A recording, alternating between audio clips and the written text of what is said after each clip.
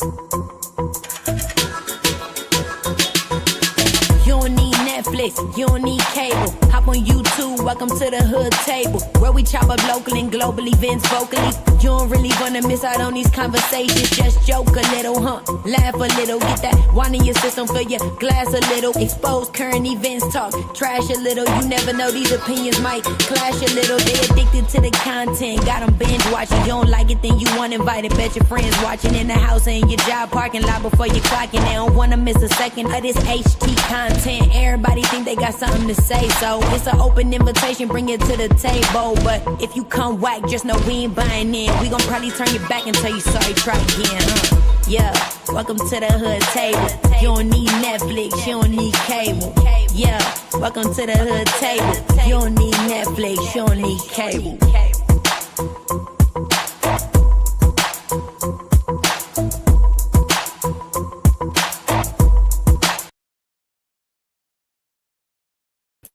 Hey everybody, welcome back to the Hood Table one more again. What up, Cosmic Girl? I am so sorry, you guys. I am super late, like almost 2 hours late. Totally not what I planned. Please make sure you come on in, like and share the video, please, and thank you. Subscribe to the Hood Table if you happen to be new here. And of course, while I'm doing commentary, if you want to donate to the commentary or the platform, the Cash App is scrolling across the bottom, $ the Hood Table 402, or feel free to hit a super chat. But I had totally forgot, because I think I told y'all before, with all the storms that we've been having the last few months, I got hail damage on my house. So I had filed a claim with my insurance company. And so I have been going back and forth with the adjusters and the contractors. And I totally forgot that the contractor was supposed to meet me at my house today at 4, so we can go over like what color shingles I want, what color this, what do I want to replace, what I don't want to replace, what I want to upgrade, what, all that. And it took forever. And like halfway through the meeting, I was like, oh, dang, I forgot I had a show. So that is my fault. But thank goodness they're going to start working on the roof and working on my windows and all that kind of stuff. Gutters, siding, we got a lot of hail damage. It was around like April. We've been having storms for the last, it's that time of the year. We ain't the only ones, okay? But we had some really bad storms in April, and that's where a lot of the hail damage came from. So a lot of the insurance companies, the adjusters, the contractors, they are so behind. So they probably won't even start on my roof for like 2 more weeks. But anyway, we are here, and I am ready to go through these transcripts with y'all. And again, y'all know I don't go through them before you guys, because I like to give you guys my natural, authentic reaction when I'm reading through this stuff. So when I be gagged, okay? I don't be practicing to be like, oh, surprise, after you already know you're having a surprise party. But no, I'm going through the transcripts with you guys. And it seemed to be a lot of transcripts today, mainly from Capricorn. Now, a lot of people, if you either know or you don't know, a lot of these people I didn't know about. I knew about Diddy and Cassie and, celebrities, that he hung around with, celebrities that he used to be involved with, Biggie, all them. But I don't know, like, all the people that's in his circle. So these names are new to me, just like to other people. This Capricorn Clark, a lot of people is asking, who is she? So just to give you the spiel on who was mainly on the stand today, that was Capricorn Clark. Now, prosecutors for the government, Maureen Comey, she had named Capricorn as the first witness to be called this week. So after her, the representatives of the LAPD were also we called to testify. That's supposed to be on Tuesday. But Capricorn Clark, she is a former assistant to the controversial rapper and recording executive Diddy. She's a California native who was employed at firms like Def Jam, Magic Johnson Enterprise, BET. She moved to New York in 2000 and later worked at Crossroads, a production company. It says her designation at Crossroads was the television production manager, and she handled projects for HBO, ABC, NBC, and more. Following her departure from Crossroads, she was employed by Diddy. And her duties included handling like day-to-day functions of Diddy's business and his personal affairs. She briefly left Bad Boy Records, which we're going to hear about in her testimony. She briefly left Bad Boy's Diddy's label and departed permanently from her assistant job. Okay, where she worked as strategic and production or product marketing consultant at Sony before being assigned to Sierra and R. Kelly. So she's worked with some really big names besides Diddy. But then she returned to work with Diddy, and we're going to hear all about that in the transcripts. For those of y'all who haven't gone through the transcripts already, I'm going to fill you in. But she returned to Diddy at the time of the relaunch of Sean John's women's line. They said she served as Diddy's global brand director, managing his personal brand. At the same time, she also worked on the productions of Diddy Dirty Money, The Final Days 2010, and I Want to Work for Diddy 2008. Y'all remember those TV shows? But anyway, besides her professional relationship with Diddy, she also worked for Kid Cudi, aka Scott McStudy, okay? Which we heard from him last week. He was talking about how Diddy had threatened him. He had broken into his house. He had harmed his dog, locked his dog up in the closet or the bathroom somewhere, and then set his car on fire. Yes, that's what Kid Cudi accused him of, and that's what he testified to on May 22nd. Okay? So, and that was because allegedly Diddy was jealous because I guess him and Cudi used to be cool. They used to be homeboys. And then he started, messing around with Cassie, and Diddy didn't like that at all. So once he discovered about their relationship, that's basically when he started threatening them and doing different things, trying to break up their relationship, which he actually did. Now, from what Kid Cudi also said was he got played, okay? Was that Cassie played with his emotions. She was still messing around with Diddy and messing around with him too. And allegedly, she was the one who told Diddy where Kid Cudi lives so that Diddy could go to his house and could break in. And when they asked last week, well, don't you got cameras? He was like, yeah, but the cameras was turned around. Somebody messed with the cameras. Somebody turned the cameras away from certain area wherever the person broke in at. So this was what we heard last week from Kid Cudi. So, hey, we're going to pick it up from there, okay? We are going to pick it up from there. So you guys, again, make sure you like and share the video. Subscribe to the channel if you happen to be new here. I'm going to get started on these transcripts. It's a lot of them. So, of course, I'll be taking little breaks in between talking to, quench my thirst, okay? I got my water here. I got my drink here, okay? So y'all ready? Week 3, right? Yeah, week 3. Okay. Day 10, week 3 of the U.S., the United States versus Combs trial. Okay, so I'm reading from the transcript. So I'm reading literally what the judge had to say before the jury even came in, things like that, as always. So Judge Sub, I call him Sub because that name, submarine, something.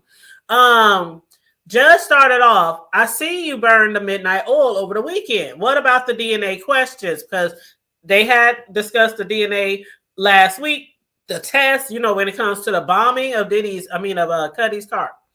The United States investigator Jimenez, they said the knowledge is extremely limited when it came to the DNA. So the judge said, but didn't he ask the serologist if any DNA test was done? The government said, but not the results. So they did the DNA test. They didn't get the I don't understand, because from what I heard last week, I could have sworn that they said the DNA matched a female's fingerprints and not a male. And I was like, did Diddy really bomb that car? Did he have somebody else do it? I don't know, child. And if I miss anything, feel free to fill me in, because there's so many people talking about this, the press, the news, bloggers, YouTubers, things like that. So if you think there's something I should know, or if I miss anything, feel free to put it in the chat, okay? Now, the government said, yes, there was a partial profile from the glass bottle in the car, But investigator Jimenez does not know what that means. But there, and then the judge, you don't object to the report coming in, only what Mr. Agnifilio will ask? We do object to the report coming in. Diddy's attorney Agnifilio, he got the results back. If the DNA came back with Sean Diddy Combs' DNA, this investigation would have gone in a different direction. But it was consistent to a fee. Okay, so I was right. That's what they said last week. They said, but it was consistent with a female contributor. So the judge said, so it's not whether the result was accurate, only the impact. Then the judge goes further and says, I'm going to overrule the objection, but I'll hear you at sidebar after the direct. The government says this DNA issue can mislead the jury. Diddy's attorney said we could prove this up through the serologist. This is a fair game for this witness. The judge said for now, the objection is overruled. Then the judge says, what about the summary charts? When are they being offered? The government says sometime early next week. Others along with our second to last witness before we rest our case. The judge says bringing in bank and phone records and text is okay, but some text threads are already in. The judge then says that leaves us with the objection to Dr. Hughes. Is the United States going to respond? The government says yes. The judge says submit your response by tomorrow. Okay, so basically, on May 24th, Diddy's attorney filed to exclude Dr. Hughes' testimony as a Rorschach ink blot the prosecutors could use. Anybody want to look that shit up? Rorschach. I don't even know if I'm saying it right. Hold on, let me see. Rorschach.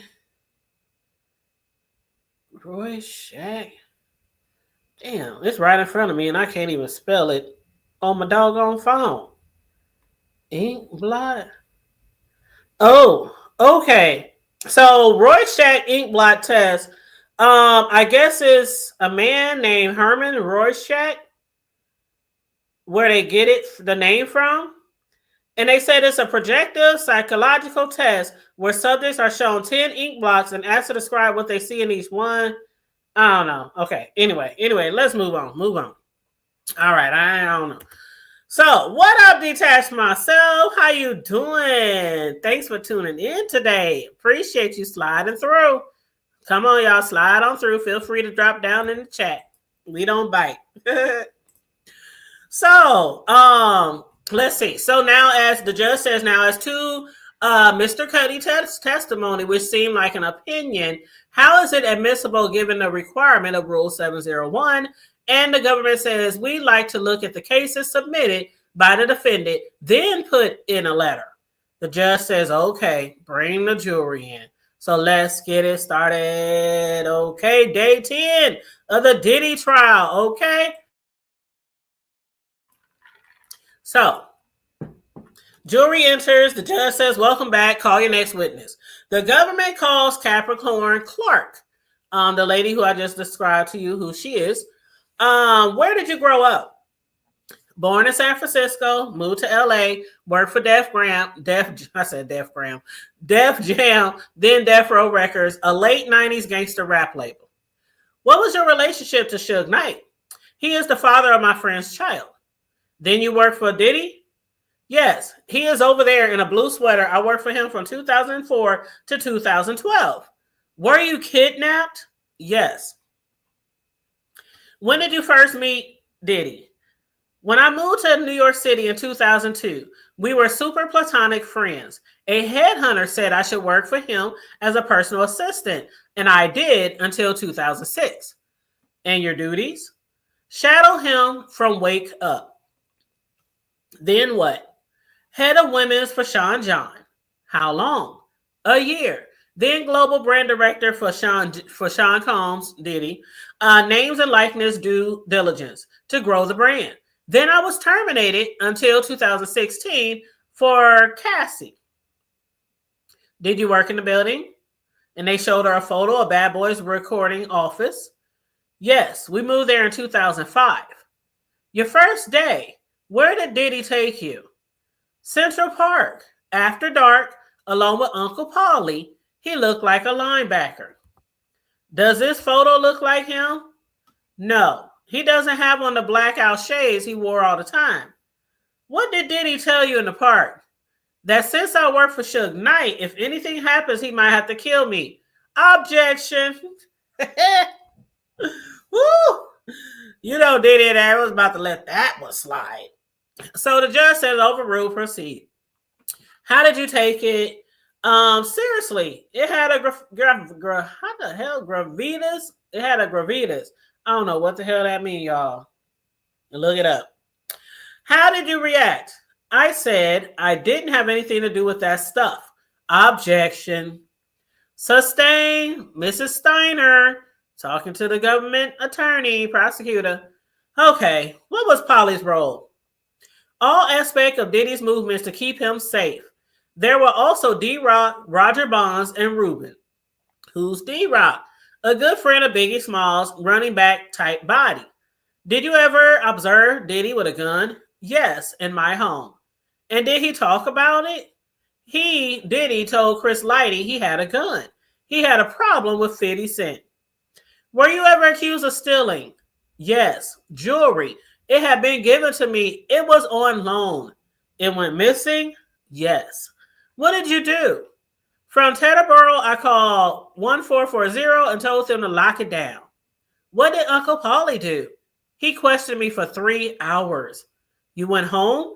To Queens, yes, with Uncle Paulie. He searched my house. Where did Uncle Paulie take you? 1710 Broadway. It was a dilapidated, it was being fixed up. But I didn't know that. Uncle Paulie told me or took me to the 6th floor. The door was locked behind us. There was a 6-foot folding table and a heavy-set man. This is getting good. Can you describe him? 5 of me, 2 linebackers. He was chain smoking. Did Uncle Paulie stay? No, intermittently he came back. What did the heavyset man say? I was there to take a lie detector test. What did he say? What did he say? That should be what did he say? Okay. What did he say? What happened if you failed the lie detector test? That they would throw me in the East River. Objection, says Diddy's attorney. Can we please have a sidebar? Girl, did they threaten to throw her in the river? Why do I believe that could possibly happen? Ain't no telling. There's probably a whole bunch of people in the river. We talking about jewelry that's missing, okay? But anyway, they did a little sidebar. They went from 50 Cent to jewelry being stolen. But the thing is, some people was like, well, why didn't he have it locked up in a safe? But see, what she said was it was loaned to her. So I'm guessing that they probably had an event, a really nice, swanky event, and she was loaned the jewelry to wear, and then maybe it got misplaced after she took it off, or maybe somebody stole it, and maybe that's why it wasn't locked up. Because I'm pretty sure if the jewelry was that expensive to where they want to threaten to throw her in the water, then it had to be very expensive, and Diddy probably would have normally kept it locked up. But this is even more evidence for RICO charges. Because the thing is, they were saying that if you did accuse an employee of stealing, you actually should bring in like maybe the po-po, but you don't go to their house, you don't get security, you don't come with guns, you don't search their private residences. If I was to steal from my job today, they ain't about to come to my house and go through my house and bring guns and they linebacker built bodyguards. No, you report them, you fire them, you report them, you call the cops, walk their asses out. But you know, we talking about Diddy. Okay, we talking about Diddy. So anyway. So next, basically they had a little sidebar. The judge said, Mr. Steiner, which is the government attorney prosecutor, you may proceed. What was his demeanor? Very serious. I was terrified. Did you want to be taking the test? I was afraid. How was the test? Wires on you and they question you. Did I steal? Did he tell you the results? He said to calm down, that he couldn't get a good reading and he might have to throw me in the East River. Anyone else in the building? Not to my knowledge. Could you leave? No. Paul said no. What did Paul say at the end? That he come back the next day to figure it out. We started again, another lie detector test in the same location all day. Were you free to leave? No. How long did this go on? For 5 days. For 5 days, y'all. They kept her in the same spot taking lie detector tests all day. What if they want her to fail so they could throw her in the river? 5 days of a lie detector test? Like, who was taking? I bet you if Maury Povich would have took that lie detector test, they would have had it done in 2 hours. Why does it take 5 days? You know, yeah. Watching for Cloud9. What's up? How you doing, boo? Make sure you guys are liking and sharing the video on your way in. Please and thank you so very much. But yeah, so she said they kept her there 5 days, interrogating her and also forcing her to take these lie detector tests. So they said, did you tell anyone where you were? No, I was just trying to survive it. I worked under an NDA. Objection, says Diddy attorney. Judge sustained. Jury should disregard the last answer. You know, I love when they say the jury should disregard the last answer, because once you hear something, it's not going to go away. And it could affect how you rule, you know, how you make your decision. Even if you don't mention it in your meetings, oh yeah, remember she said, it's still in your head. Now, the government said, what would have you been doing? Shadowing Diddy. What happened after 5 days? That I could return to work, that Diddy would see me the next week. Did Diddy ever discuss it with you? No. Why did you continue to work for Diddy? If I left, they think I stole. What were your days like? From his townhouse at 74th Street and Park in the morning to Daddy's house studio at night. How much sleep did you get? On a good day, 4 hours. On a bad day, 2. I got a stress condition. I was paid $55,000. Did you get paid overtime? No. I spoke to the head of HR. She said I was owed $80,000. How did Diddy respond? He ripped up the paper. Would Diddy stay at hotels? Yes. With whom? Kim Porter once a week. And we know that was his ex, his, mother of his children. You said facts. Yes, facts on facts.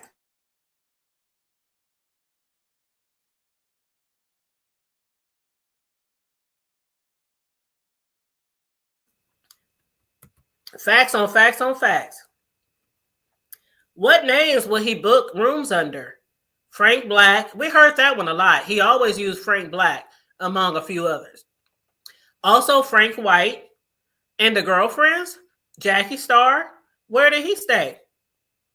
Intercontinental Buckhead in Atlanta. Beverly Hills Hotel in LA. What were in his bags? A camera. Small bottles of baby oil. Boy, this nigga ain't go nowhere without y'all.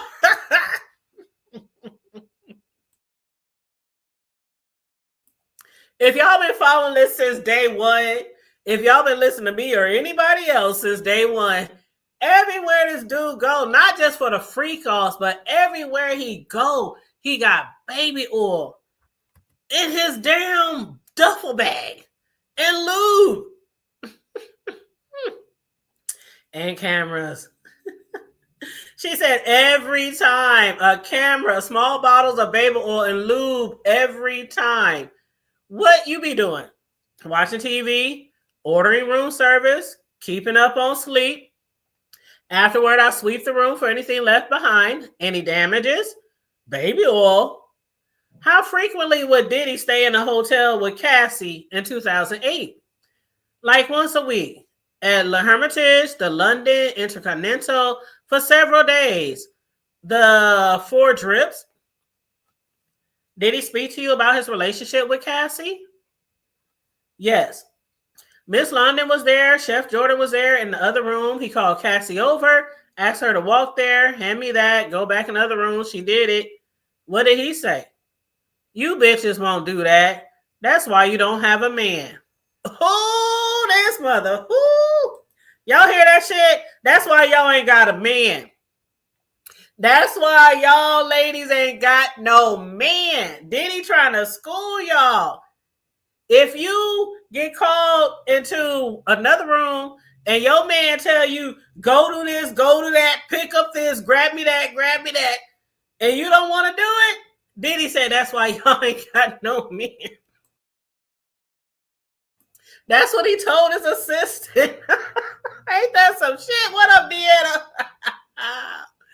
Woo, now I know why I'm single. Woo-wee. You know how you do when you got kids, and like a lot of people say, they joke about it, but they say a lot of people have kids because they want them to do what they don't want to do around the house. Like, bring me that remote control, but it's right there, mama. Could you go make me some ice water? But you right there, mama. Can you know how people do with their kids.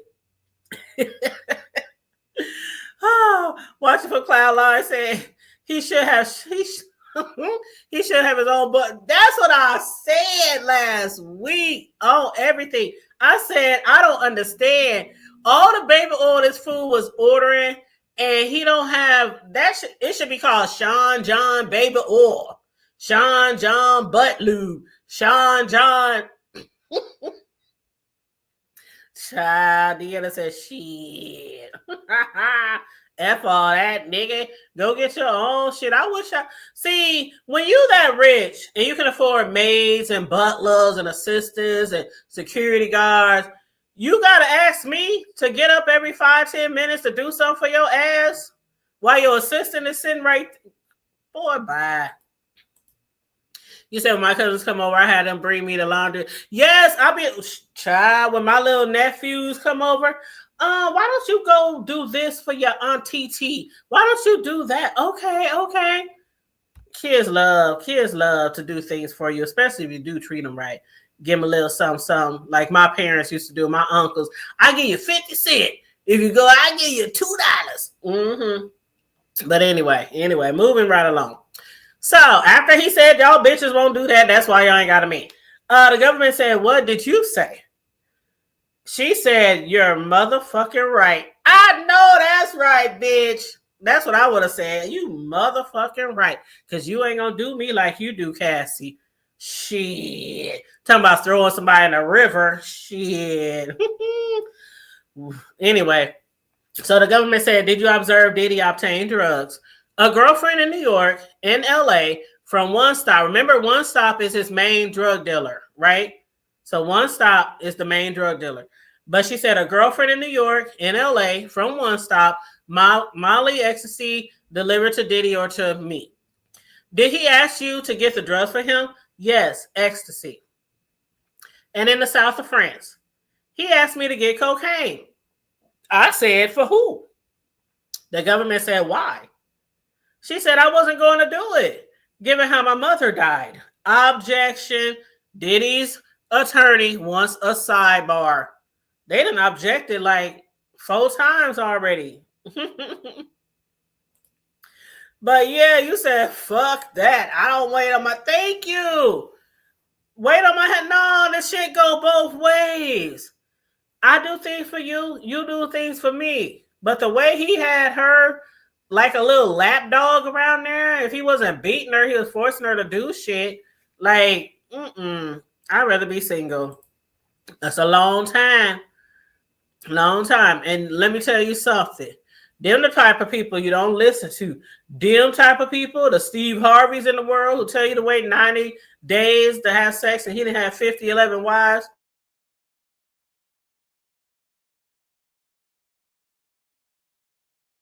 Child, please. But anywho, let's see, where was I?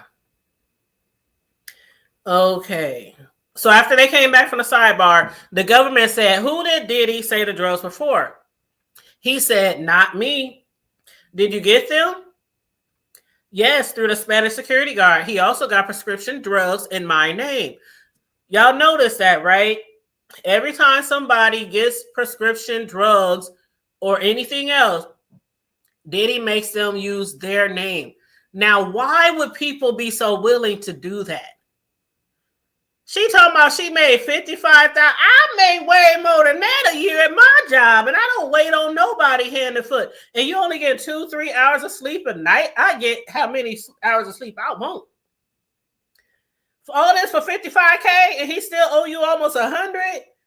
And you put prescriptions in your name and all kind of shit. That shit is crazy to me. That shit is crazy to me. I ain't trying to put all my business out there, but for 55K, shit. Anyway, she got the shit through the Spanish security guard. He also got prescription drugs in my name. They were in the toiletry bag I'd carry or security. What about bulk cash? Yes, $100,000 euro coming back from Europe. Where did he get it? Club bookings in Europe. He keep it, then give it to security. Then into his bedroom personal safe. Violence? Yes, fighting. Was Diddy violent with you? Yes. At Star Island, he told me, you are not to leave this house. Pharrell Williams was brought in by boat. So they brought in Pharrell Williams. And she said, I returned Mr. Walker to Palm Island. He called and said, where the fuck are you? You can't have a life. He told her she can't have no life. Anyway, the things that people do to be working in a crowd or working with somebody of certain status. You just get humiliated, degraded, like, ugh. Okay, so anyway, Capricorn Clark, still on the sand, said, one time I asked the chef if there was a turkey bacon, and she said, no fucking turkey bacon. I said, I hate it here. The chef told Diddy, and he pushed me again and again. Let me sip on that. I gotta take a sip of that, okay? You said, ironically, she was single, no holidays or time spent with his family. Diddy hated Cassie. He sure did. And you know what? When Cassie testified and said she thought she was in love, I mean, looking on the outside in, she was, and I have to blame it on her age. She met him at 19. Meeting a music mogul at that younger age, and him telling you, I want to be with you. I want to help grow your career. I promise you 10 albums. I do this, do that. And I don't know what it was, but it's just like the same with the R. Kellys and the other ones out there. They fall for it. Hook, line, sinker. But anyway, and thank you, Duana Boo. Thank you, honey, for sharing the Cash App. Yeah, feel free to donate to the Cash App, y'all. Yes, her life was worth $55,000. And the HR said Diddy owes her $80,000, and he tore up the paperwork when she confronted him about it. You said she was the woman he wanted to be, but never could be. Diddy, and you know, he told one of his assistants, the black guy who testified last week, the one who broke down crying on the stand, he told him that when it comes to his women, Kim Porter, that was the main one. You know, the head bitch, whatever you want to call them, the number one. Mother of his kids, with like Cassie and all them other ones, they were just something to do. That's what they were. They was just something to do. And something to make do other shit. So yeah, it was really gross behavior, y'all. Really gross. Some of the things that he did to people I could never do. You said there's nothing worse than naivety and desperation. Absolutely. She's definitely a victim. Absolutely. You said that 55,000K plus purse probably totaled 100K during that era. Yeah, that's true, because that was around 2000, what? She said 2006, 2008, around that time period. Yeah, you probably right about that. 55K now is definitely not 55K back then, because that's damn near 20 years ago. So yeah, you're right. But let's see. You said what person, KJ? when he say perks, he's probably talking about, every time Diddy and them go somewhere to whining and dining. Like, I'm pretty sure he wasn't having his assistants and his security guards and his bodyguards foot their own bills when they was traveling.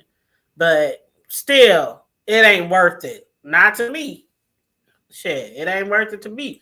But so Diddy got mad because she said she hated there. And he said, after pushing her over and over again, if you hate it here, then get the fuck out of here. Did you leave your employment? I did. But you returned as global brand director. Why? He was impressed by what I did in the job I left for a couple of albums. He said you wouldn't have to work directly for me. So she went back to him because he told her you wouldn't have to work directly for me, but I want you working for me, but not directly for me. Because she was like his personal, assistant. And so they said, what were you doing for Cassie? Managing her image, maximizing the optics for her. For Sean Combs, he had final approving on everything.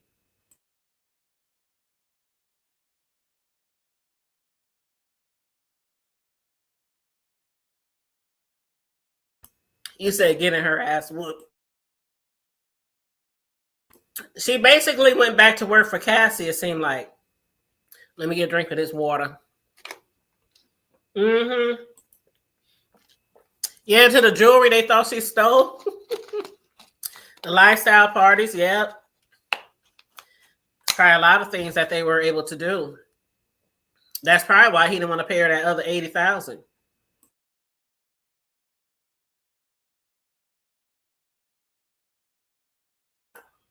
Show not worth it, not at all. So I guess she came back to work for him, but not directly under him. So she was like helping manage Cassie and her image. But Diddy had final approval on everything. In LA, where did you live? A gated community. We have followed Kim Porter there. Where was Cassie? In New York City on West End. She would come to LA and stay with him or me or in a hotel. Who else was Cassie seeing? Cuddy. How'd you learn that? She brought him to my apartment. What did she say? She texted me. They were going to a public place in LA. I told her it was a bad idea and to delete the text. Why? If Diddy learned about Cuddy, Diddy paid for her phone and mine. So he paid their phone bills, which means he has access to everything in their phone. I took Cassie to Best Buy to get her a burner phone.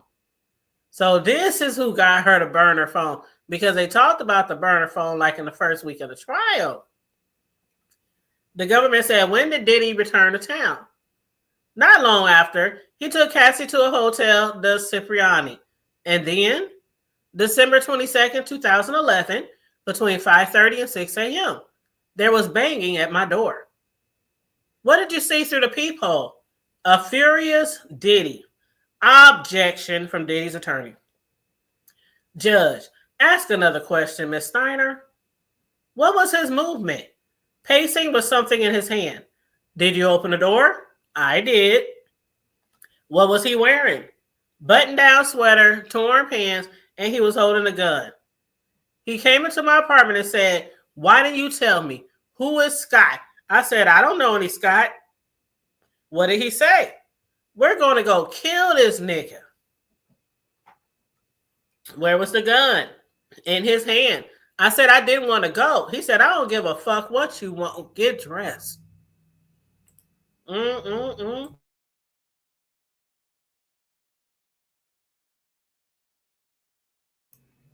don't give a fuck what you want. Get dressed.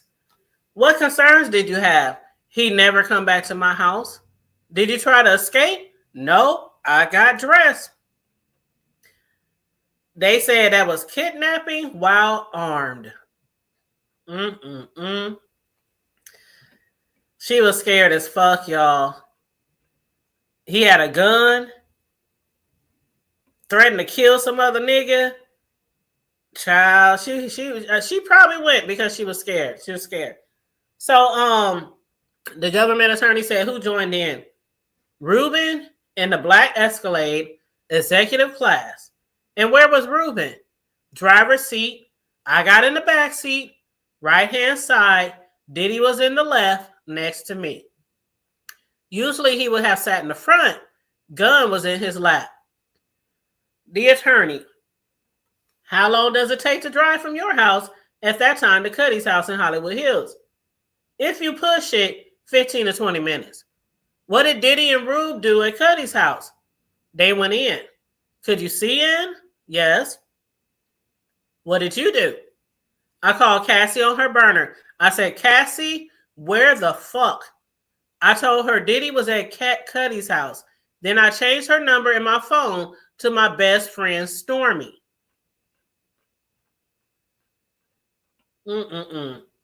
What did you hear on the phone?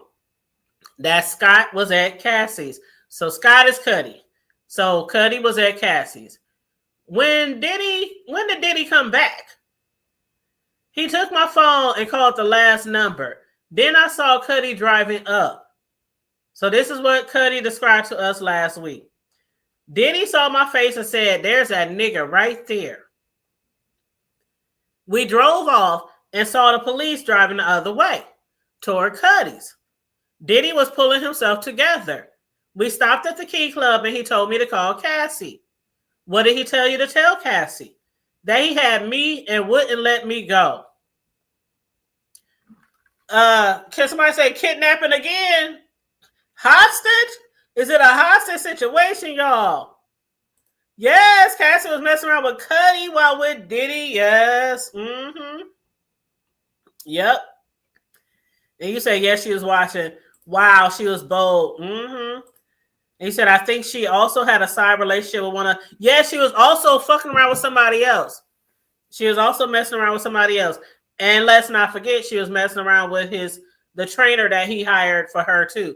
The physical trainer or the workout guy. Okay. So let's see. Where are we at? Okay, so they said, what did he tell you to tell Cassie? To convince hold on, let me go back.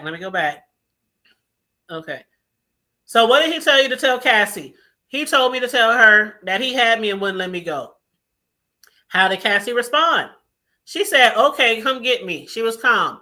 Who drove you home? Ruben. What did Diddy then tell you? To convince Cuddy not to say that it had been him at his house. I picked up Cassie. Where did you go? We went to Cuddy's and tried to convince him not to file a police report. What did you tell them? That Diddy came to my house with a gun. What did you tell them? He said. What did you tell them? He said, if you tell on him, he'll hurt us all. So Diddy was trying to convince Cuddy not to file charges because they did ask him last week, why didn't you call the police? And so what Capricorn is saying, that he tried to convince Cuddy not to make a police report. And if he did, Diddy would hurt all of them. And what was Cuddy's reaction? Mind blown. Objection, says Diddy's attorney. Sustain. Jury will disregard, said the judge. What happened at the house? He was kicking Cassie again and again. How was Cassie? In a fetal position. Diddy kicked her all the way to the street. And she was crying silently. Where was he kicking her? Her back, her backside, and then her voice started cracking. This is Capricorn on the stand. They said her voice started cracking as she was explaining what Diddy was doing to Cassie. And the attorney said, where was you? 5 feet away, so was Ruben. What did Diddy say to you? He said, if you jump in, I'm going to fuck you up too. What did Ruben do? Nothing. Who did you call? D-Rock. I told him, tell your brother to stop Diddy. He is kicking the shit out of her. I called Paulie too. I said he'd take care of it, but Ruben did nothing. What next? Diddy told me to get the fuck out too. I left on foot. Could you still see her getting kicked? Until I went around the bend. Damn. He was really kicking her ass. Not just hitting her, but kicking her ass. I can imagine how long she was going through that while laying on the ground out in the street. That is just horrible. That is just horrible, KJ. Ooh. He kicked her all the way from the house to the street and then continued to kick her after Capricorn walked off and after she turned around the bend. Then who did you call? Regina Ventura, which of course is Cassie's mother. You know, she testified last week. And Capricorn told Cassie's mother, I told her, he's kicking the shit out of your daughter. I can't call the police, but you can. The attorney says, why didn't you call the police? The mission of the day was to get Cuddy, so no calling the police. This email, who is it from? Cassie. She wrote that he would be releasing sex tapes about me and he would have someone else hurt me and Cuddy. Do you recall if you responded to this? I don't. Did law enforcement call you? The arson investigators. Cuddy had given them my name. I hung up on them. I just wanted this over. What did Diddy say to you? He said I should kill you bitches and I should cut her face. How many times did Diddy threaten you? I'd say 50 times. D-Rock was there, just doubling down on whatever Puff was saying at the moment. Who is Harv Pierre? The president of Bad Boy Records. I told him Diddy had kidnapped me. What did Harv Pierre tell you? He said, that's crazy, but it's going to be okay. I got a termination notice. Ain't that some shit? Ain't that some shit? She told the president of Bad Boy Records that Diddy kidnapped her. And the president said, that's okay. That's crazy, but that's okay. And then she got a termination notice and was accused of not properly putting in for the vacation she was on.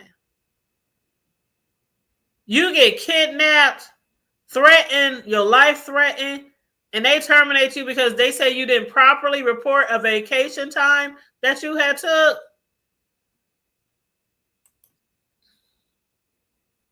Ain't that coercion? That's part of that, ain't it? That's one of the things in the lawsuit, right? It's very disgusting. Diddy is evil. I just can't believe how evil he is. All these years, all the things we heard about how mean he is and strict with his employees and different things like that. I would have never thought that he did this type of shit. Never. But anyway, so she was accused of not properly filing vacation. Had you put it in? She said yes to Harv Pierre. So she said, I literally put my vacation in to the president, the guy she reported the kidnapping to. Did you lose your benefits? All of them. Health, 401k, I lost my house. She lost her car. What did Diddy say? That I would never work again, that he would make me kill myself. So basically, he was trying to blacklist her. Blackball, blacklist, whatever you want to call it, right? The government attorney said, did you get a job offer? I did, but it fell through. I couldn't get a job. Did you settle with Diddy? In October 2012, but then Diddy's attorney, objection, can I approach? So they approached, they had a little sidebar or whatnot. The government attorney came back. Aside from that settlement agreement, do you have any other pending litigation against Diddy? No. Did you go back to work with him? Work for him? 2016, no one else would hire me. Cassie had a new record deal with Epic. Who did you have to get approval from? Diddy. Cassie was taking more drugs. Was she still dating Diddy? Yes. In 2023, why did you retain an attorney? I was traumatized by Cassie's civil complaint. Her complaint did not reference me. I reached out to Diddy and said, I want my life back. You kidnapped me. Objection from Diddy's attorney. Judge overruled. The attorney for the government says, was there a discussion of you working for Diddy's again? Yes, as chief of staff. When did you last speak with Cassie? 2018. And with Cuddy? 2012, no further questions from the government attorney. The judge said, let's take a break. And then Diddy's lawyer said, can I start? And the judge said, well, we're taking a break. He wanted to start right away. After all that, you would just want to jump in right away, huh? He was waiting there. You know how you be double dutching and you just be waiting to jump in? He was like, can I start? Didn't the judge just say break, nigga? Yeah, she got a settlement. But they won't let us know how much. Diddy's attorney, he objected so fast before she could even say.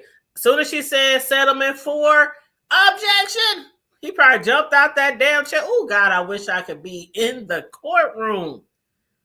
Man. You know, she said it was strictly platonic.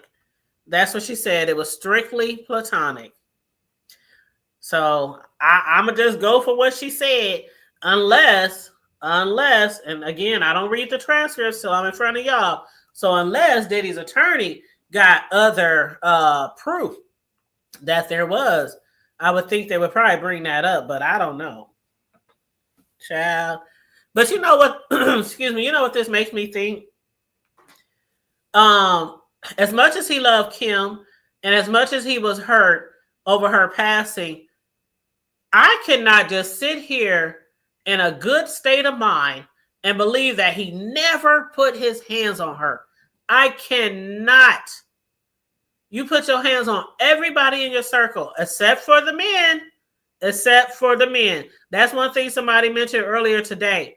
Diddy, they said, look at how much Diddy puts his hands on people and hurts and threatens people. But they're always women. They're always women. So, and then when it came to Cuddy, what did he do? He broke in his house. He hurt his dog, then locked his dog up, and then bombed his car. But he didn't put his hands on Cuddy. Didn't put his hands on him. Shit, he did an Angela Bassett and blew up the car. Oh, yeah. I'm telling you, from the moment I saw Cassie's hotel footage, when he was whooping her butt in the hotel, it hit me right then, like right away. Like, oh my God, I wonder what Kim had to go through. Because remember with Kells, he was doing a lot of things to a lot of people, and he was also doing it to his wife too. But just like a lot of people in these type of situations around these big moguls and celebrities and, you know, the rich and famous, they want to stay. They try to stay around as long as they can. And his wife, she stayed around for a very long time. Diddy's wife, I mean, not Diddy's wife, but Kel's wife stayed around for a long time. Shit. And Andrea, however you said her name, she stayed around for a very long time. But anyway, back to the transcript. So they had a break. The break is over. So the judge said, Mrs. Clark, you are still under oath. Just want to remind you. So then Diddy's attorney turned to question. Let's see. Diddy's attorney, you met in April 2024. You had a lawyer, Brian Friedman. She said yes. You wanted to come back and work for Diddy, right? We discussed it. Yes. Again, this is Diddy's attorney doing a cross. You saw Mrs. Gragos taking notes. Yes. You said you didn't think Cassie was good for Diddy. Why? I just thought they were very toxic. Tell me about when you were in New York. I was in the Bronx and I hated it. It was 2002. I met Jeanette, then Diddy in 2001. Was the World Trade Center thing, you know, the world. Yeah, okay. Then I met Diddy. Diddy's attorney said he wasn't doing drugs, right? He did ecstasy in Daddy's house, but it got worse? Yes. You authorized Mr. Freeman to seek a job for you. It was all very procedural, lawyer to lawyer. But you were told you couldn't be given a job in the middle of the investigation. I don't remember that. Read this and let me know when you're done. Do you remember saying you had the biggest crush on him? Oh, didn't you just ask about did she have a relationship? Okay, so the attorney says for the government said an objection under 403. The judge, Mr. Agnifilio, Diddy's attorney says state of mind. The government attorney is being offered for the truth. Diddy's attorney, we had a stip on this. Then they had to call for a sidebar. After they came back, Diddy's attorney said, you called him Choc for chocolate? I did. You started with Def Jam, Run DMC? I don't go back that far. I'm more Foxy Brown, Redline, Jay-Z. So how did you come to work for Diddy?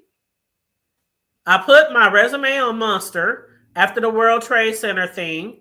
He said, you work for me? I was like, maybe. He was acting on the Broadway of Raisin in the Cane. Oh, damn, I forgot Diddy. Y'all remember that? When Diddy was, oh my God, I forgot all about that. He was doing theater on Broadway and Raisin in the Sun. I forgot all about that. Anyway, Capricorn Clark said she was impressed. Diddy's attorney said he had a major part. He was a star. Then I shadowed him on the Vote or Die campaign. My job was to get the t-shirts on the celebrities and into the photo shoots. I called them and said Diddy wanted them to come. And they came. They did. Oh, wow. I forgot all about that, y'all. What up, Fo Honey? How you doing, boo? I had a great time over there kicking with y'all last night. We had a lot of fun over there.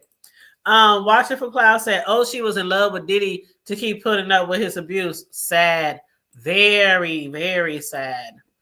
Very sad. So, yeah, they came and they tried on the shirts. Then, excuse me, let me take a sip. Okay, we about to get to this missing jewelry. Diddy's attorney said, how long before the jewelry missing thing? It was about 4 months. So after she got hired with Diddy, about 4 months later, on the 4th of July, he threw a white party at his home on the Hamptons that year with Vote or Die. When did the jewels missing happen? After July 4th. The jewels were still on loan from Jacob the jeweler. Okay, here we go. So they were not his jewels. They were Jacob the... Y'all remember Jacob the jeweler? He appeared on a lot of reality TV shows. You know, a lot of them stars from the reality TV shows, that's where they would go to get their jewelry made.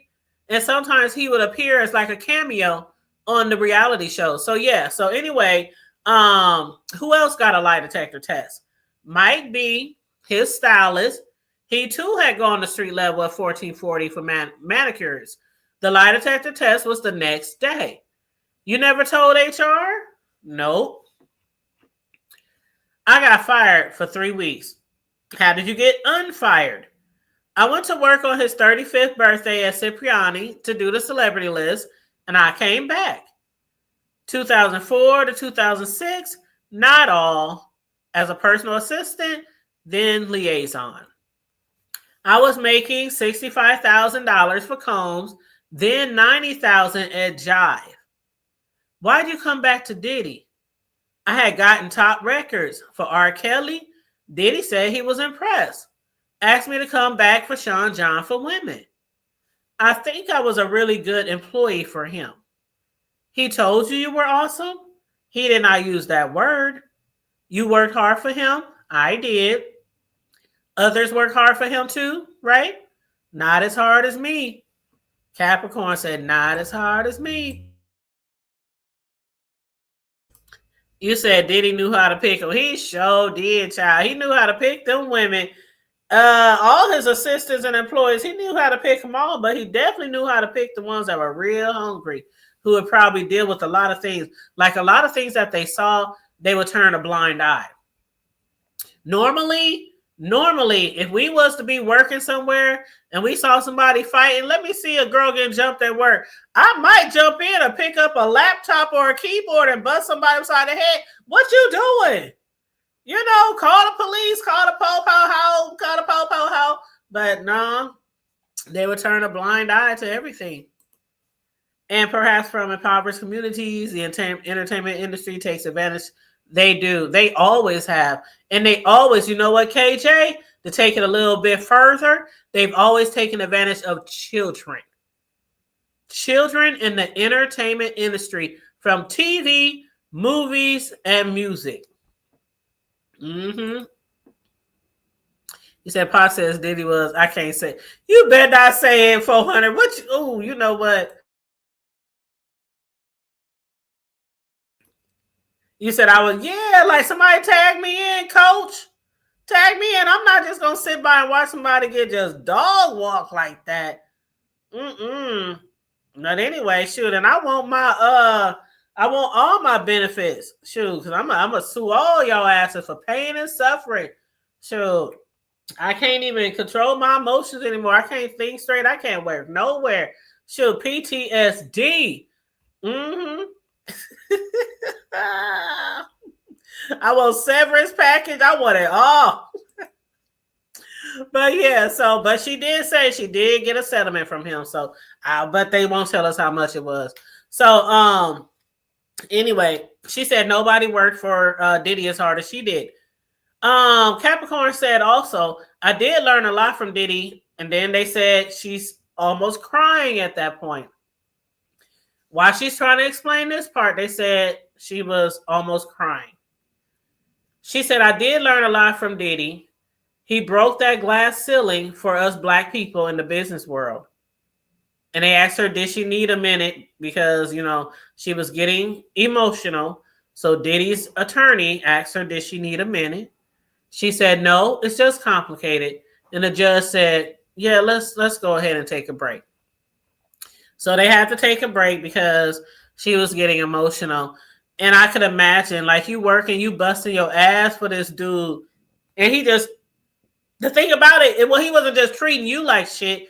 He treated everybody like they was shit. But you obviously thought that you deserve better because you worked harder for him. And in most jobs, when you do work harder, what you get? You get bonuses, you get raises, you get your own office with a nice view, you get like keys to a car, you get the credit card, the black cards, you get, not threatened with a gun and kidnapped, and like get to see other people at the job getting their ass whooped every day, and people getting their cars blown up, and like you don't sign up for that shit. But as they say with Cassie, but you stayed. And she went back, even though she was told that she wouldn't work directly under him. She still went back. But anyway, so while the jury was out and while the witnesses was out, when I was taking that break for Capricorn, when she was getting emotional, the judge said on the DNA questions to Inspector Jimenez, the government's objection is overruled. The government said, we asked for a bit longer. We've not been able to eat lunch. We are running ahead of schedule. Our case may be closer to 5 weeks than 6 weeks. So they're trying to say the whole case could wrap in 5 weeks instead of 6 weeks. So once they came back, the jurors and the jurors and the witnesses were on the way to come back in. The government attorney, they proposed to use communication between Mrs. Clark, which is Capricorn, and Cassie, and we don't see any non-hearsay purpose. Diddy's attorney said there are logistics and photo shoots being discussed. She testified to this on direct. The judge says in their defense submission over the weekend, the defense argued the album cover was relevant. Right, Mrs. Shapiro? He's saying that to the government attorney. Diddy's attorney, Shapiro, says, I'm sorry, that's Diddy's attorney. Diddy's attorney, Shapiro, said yes. Now, the government said, but Cassie is topless. Remember last week, they were talking about that album cover. They said they didn't want to show the album cover to the jury because it makes her look not so ladylike. I can't remember the exact words they use, but it don't put her in a good light, that photo album cover. And they thought it was irrelevant. But Diddy's attorney still wants to use it. So anyway, the government said Cassie is topless with her arms crossed. So and then the judge said, let's have Mrs. Clark come back. Anyway, they brought Capricorn back. The judge said, now bring the jewelry in. Jewelry entered. Diddy's attorney, he resumes his cross. When you went into the park, it was to Tavern on the Green. Yes, we parked there early in the day in the park. We ran into Nas. When you say he had Cassie spin, who was there? Let me show you what you said. You said Lorianne Gibson was there. They misheard me. When did you first meet Cassie? I met her with Ryan Leslie. Why did you not get along with Cassie sometimes? In 2008, she got more bravado being his girlfriend the longer it lasted. She thought I was being paid to help her. Objection. The judge said sustained, re-ask. What did you see? She went from being a sweet model to being a feisty girlfriend. Do you think she was talented? She had talent and was very beautiful, but not talented. She was not. Look at Diddy's attorney being messy. Diddy's attorney was like, oh, she was beautiful, but you don't think she was talented? And Capricorn said, she was not. I have good taste. Capricorn said, talented to me is like Whitney Houston, Mariah Carey. Cassie was more of a studio musician. She needed things equalized. Oh, I knew that already. Y'all know Cassie can't sing that well. We all know that, right? Everybody knew. That's why the only one that really hit was that Me and You song. And she really wasn't like, it wasn't like she was hitting any high vocals. It wasn't like she was doing some incredible runs. It wasn't like she was, Me and You was really safe. I think that song is really safe for someone who can sing, but can't sing. Y'all know what I mean? It's me and you. It's just me and you. Just not two. Anybody can sing that, right? It was all image. She was cute.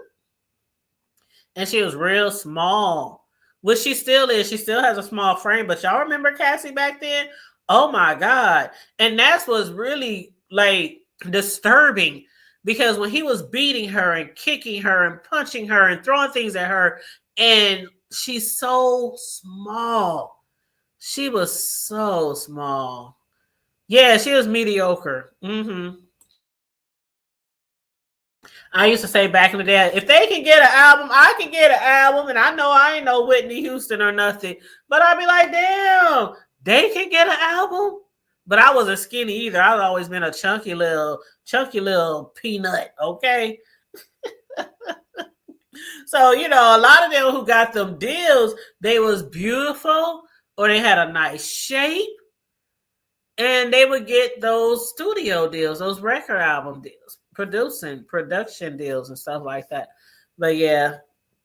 But you said that lifestyle and social status must be like a drug. She did not have to return to that. She could have changed industries. That's correct. I agree. You said sound like Cat was jealous. Ooh, you caught that? Now, it does sound like she might have been jealous, but she ain't lying about that girl didn't have all that talent, okay? She ain't lying about that part. She was cute. But yeah. So what they were saying next. Okay, so Capricorn said she was not talented, but I got good taste. She was beautiful. So Cap says, talented to me. Oh, I already read that. Okay. She need to be equalized. Okay, that's what we stopped off. She need to be equalized. That's when they put people in the studio and they just make them sound awesome. Okay. Diddy's attorney said, did she perform live? A couple of times, not the greatest. Was she a hard worker? At times. When wasn't she a hard worker? She preferred to be with her boyfriend.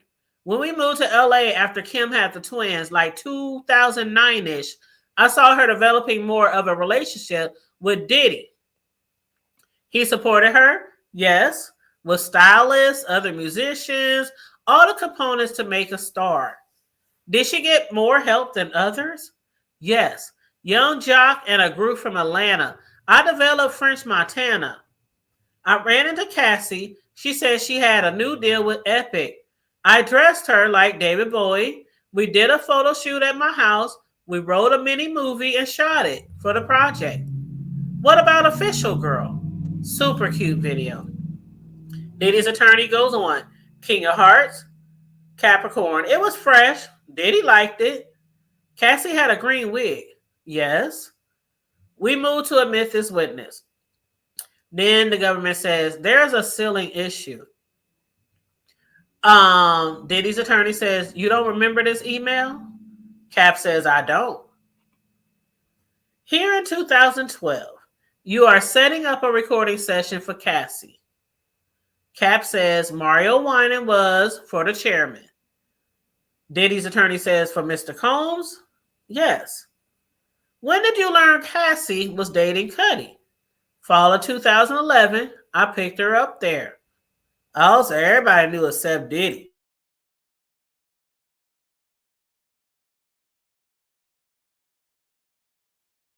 Everybody knew she was creeping, but Diddy.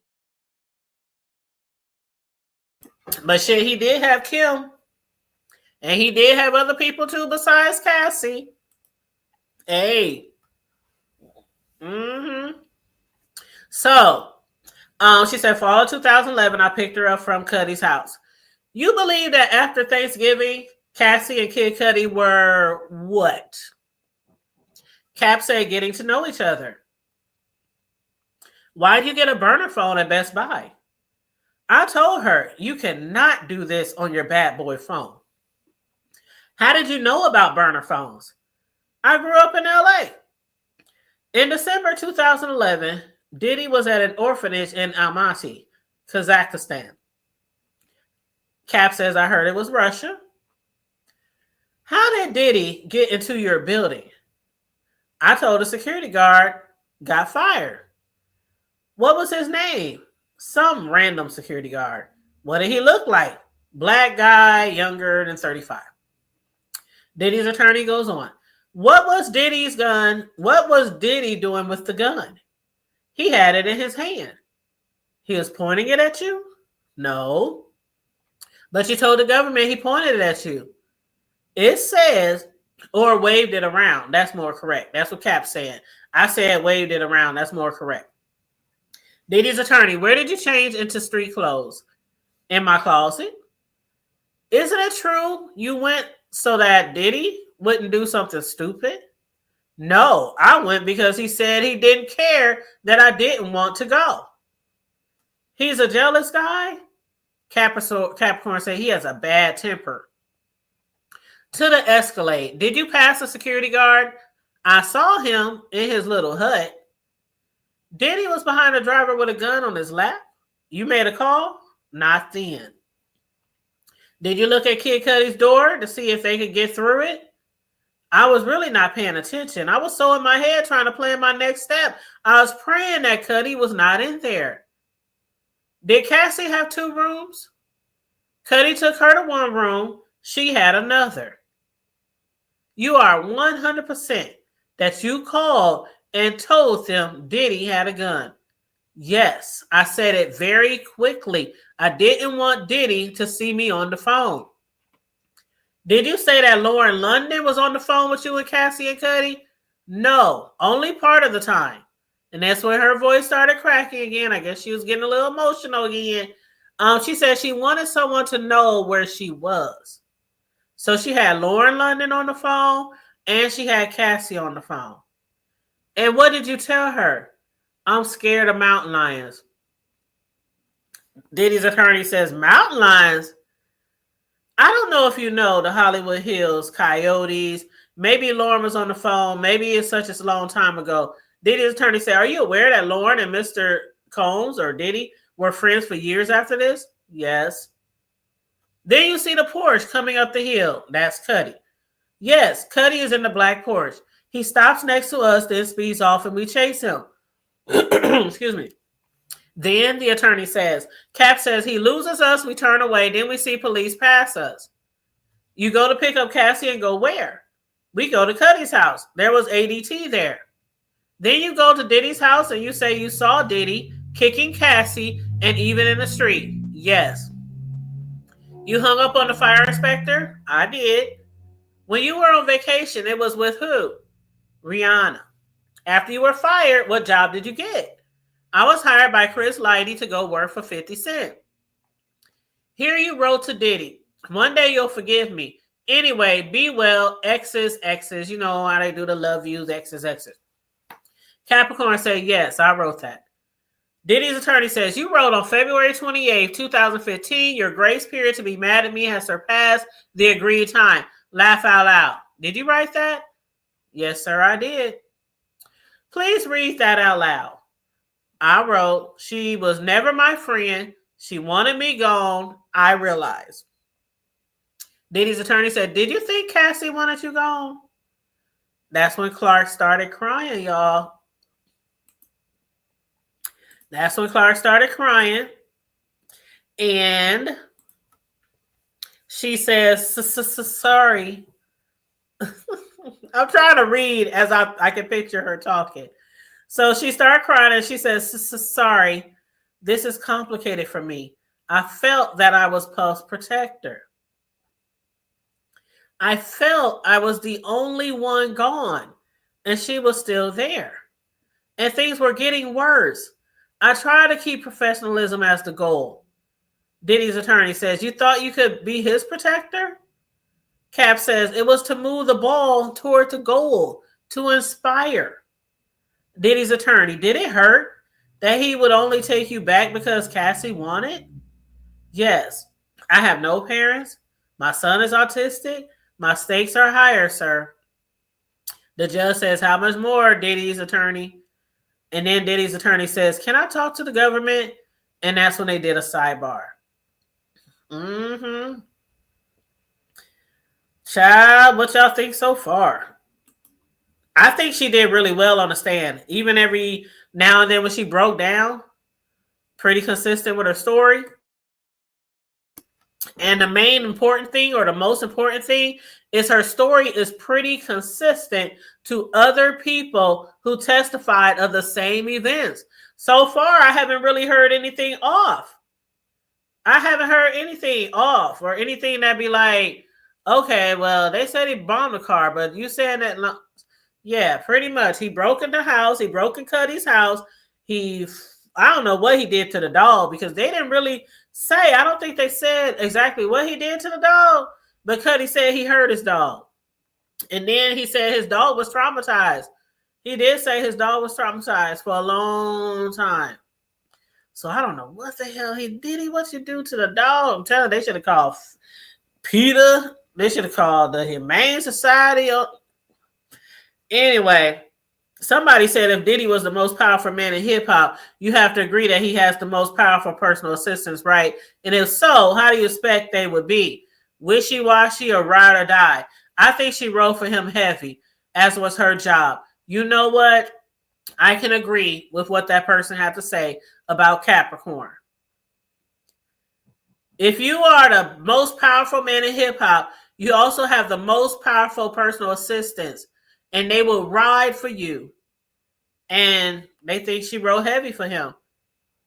And from her breaking down and being emotional and saying, I did my job, I was the best at it, I did the best job out of all the people that work for him. Anyway, so after they came back from the sidebar, Diddy's attorney said, just a few more minutes and we'll get you out today. Capricorn Clark said, thank you, sir. Diddy's attorney, you did a lot of great work with Cassie in 2016 and 2017, right? I believe so. Cassie had addiction problems? Yes. You made a short movie with her? Yes, it was called Love a Loser. You wrote to him asking for forgiveness? I wanted my life back, my dream, my competency. When you met with me, you wanted to work for him, right? We discussed it. Nothing further from Diddy's attorney. The judge says, Mrs. Steiner, and then it goes back to Cassie's attorney, or the prosecuting attorney. How much was Diddy required to pay you? The judge says, sidebar.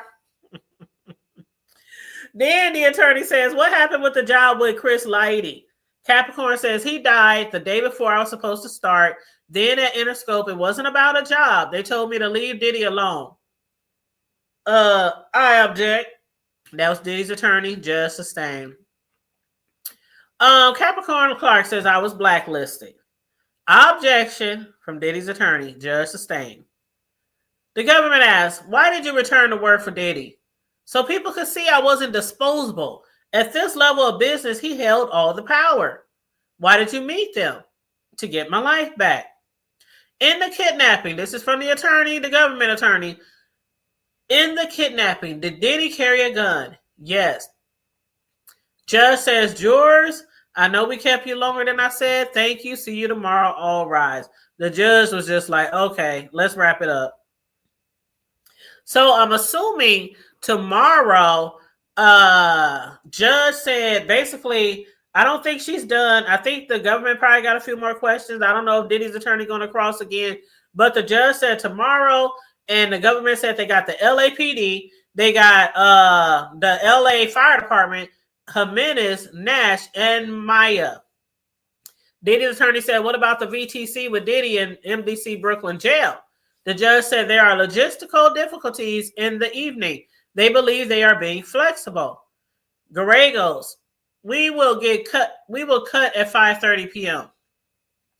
So, Garagos says the legal minutes cut off when MDC legal is not there. The other calls are capped at 300 minutes and they are filtered. The judge says, let me work on that. There are union issues with the VTC in the evening and maybe more SCIF time here. I don't know what these abbreviations stand for, but it sounds like they're trying to get somebody from jail, some calls, or listen to some calls or something.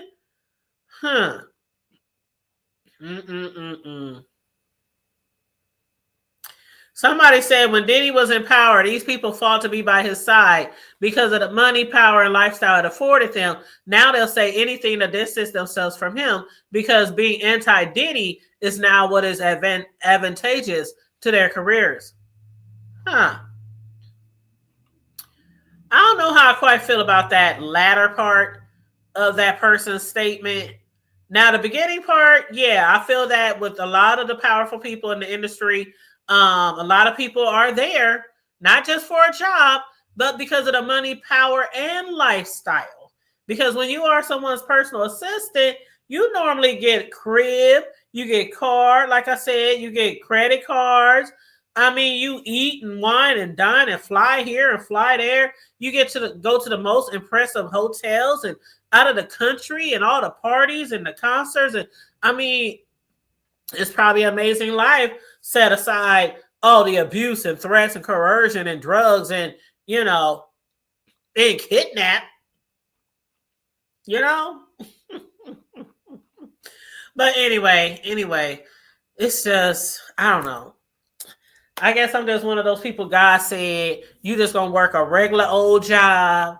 You're going to sit behind a desk and on the side, you're going to flip cakes and you're going to be one of the greatest cake decorators in your city for the rest of your life. Because the things that some people deal with for a job and money and to be around famous people, I don't think I know my attitude, and I don't have a bad attitude, by the way. I don't have a bad attitude, but I can get a very bad attitude when I'm being mistreated.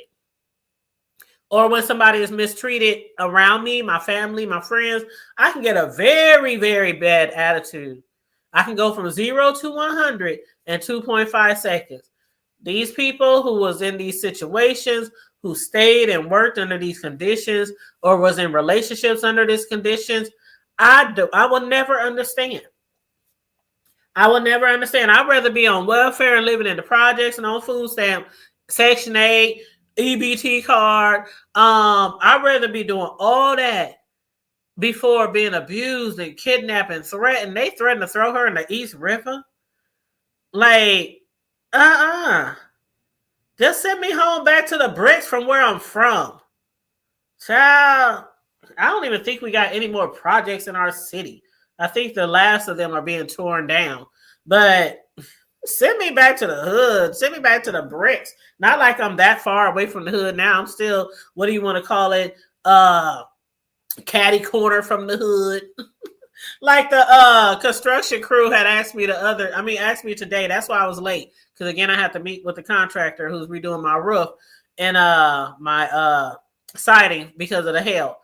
And so he asked me, he said, now, do you want us to leave the work in the driveway or in the yard, or do you want to put it on the roof? And I started looking at him like, you do realize I'm in the hood, right? He said, well, most people do prefer it to be on the roof. I'm like, if you don't put that shit on the roof, because that ain't going to be me. I ain't going to be the one upset. That's y'all. If y'all get robbed, shit. Y'all still going to finish what y'all agreed to and what my insurance company is paying y'all for. Okay? But like, y'all better not leave that shit out there. Shit.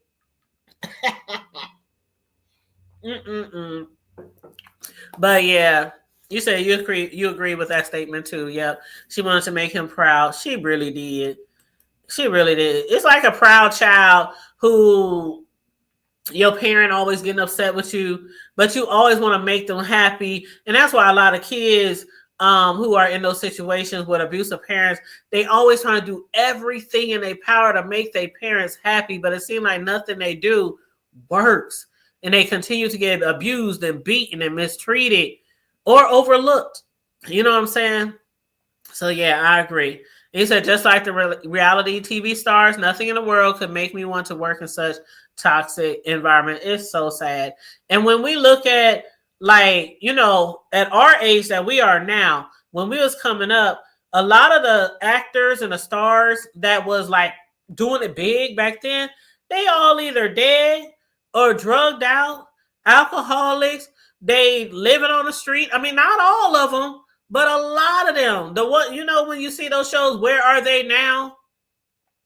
You look at those shows and be like, damn, y'all had it so good. What happened? And then you hear what happens behind the scenes and what happens at these parties. And allegedly, can we say Justin Bieber? I'm just waiting on something to come out about him and Diddy, because we all saw that video where it started circulating again after Cassie's video dropped. It started circulating again with Bieber in that video with Diddy, and he was looking scared. He was looking so scared. I was like, poor Bieber, what have they done to you?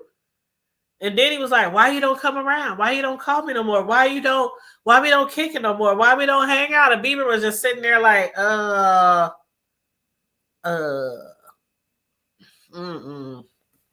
Child, it's so sad. But anyway, let me get off of here. I know I'm super late, so I didn't even plan on being on here this long. We had an hour and a half, y'all. It was a very long transcript today, but we got through it. And again, they're going to pick up tomorrow with some firefighters, some police department, some investigators. And I think they're going to finish off Capricorn. I think she's almost done. But we shall see. And thank you so much watching from Cloud9. I appreciate that. Thank you so much. Great live. Got to get back. Honey, get back to work, okay? Get back to that pocketbook. You so welcome, KJ. Thank you. And thank you for engaging with me too. I love it when you guys engage. Now, trust and believe, I appreciate the ones out in the clouds too, giving the clicks and the views. But when y'all engage with the topic at hand, or even if we don't fully understand what's going on, just to be engaging, I love it. I love going back and forth with you guys, listening to your thoughts and opinions. And on that note, you guys, again, if you haven't already, on your way out, please like and share the video. Subscribe to the Hood Table if you happen to be new here. Please feel free to donate to the Cash App or the Super Chat. $, the Hood Table 402 is the Cash App. And of course, the Super Chat, you just got to hit the Super Chat. And for the replay gang, please make sure you like and share the video as well. Thank you so very much. I appreciate you guys. Say no to the free calls. Thank you, KJ. You better say it louder for the people in the back of the church. Say it louder. I don't want to do no free calls. Like I said, after hearing about all this shit they be doing, my freak level, I thought I had a pretty okay, decent freak level. I ain't even there. I ain't even there. Like you said about Cassie's singing voice, mine gotta be mediocre. I am so serious. But anyway, y'all, stay safe, be blessed, remain vigilant at all times, and always remember to keep it hood. I'm out. Until we see each other again tomorrow for day number 11 of the Diddy trial. Bye.